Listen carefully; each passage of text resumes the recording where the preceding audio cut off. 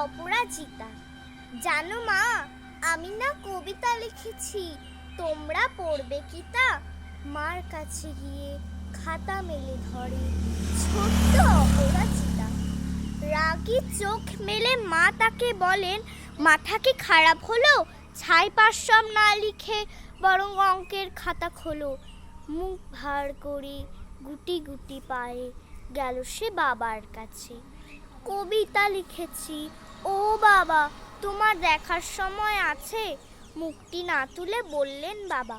কবিতা লিখেছ? বেশ, পড়বো তো বটে, আগে খবরের কাগজটা করি শেষ। অগত্যা গেল দিদিটির কাছে, ডাকলো সে, দিদি আয়, দেখ না কেমন ছবিটা এঁকেছি ছোট্ট এই কবিতায়।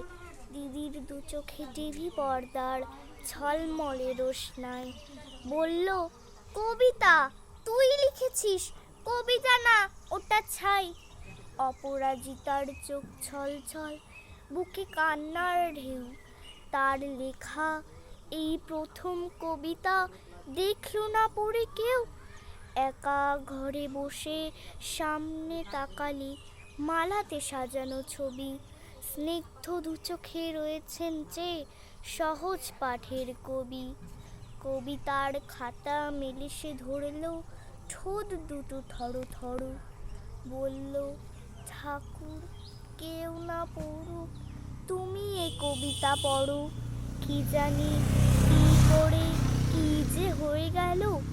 এ কথার সাথে সাথে রবি ঠাকুরের মালা থেকে ফুল ছড়ল সে খাতাটাতে।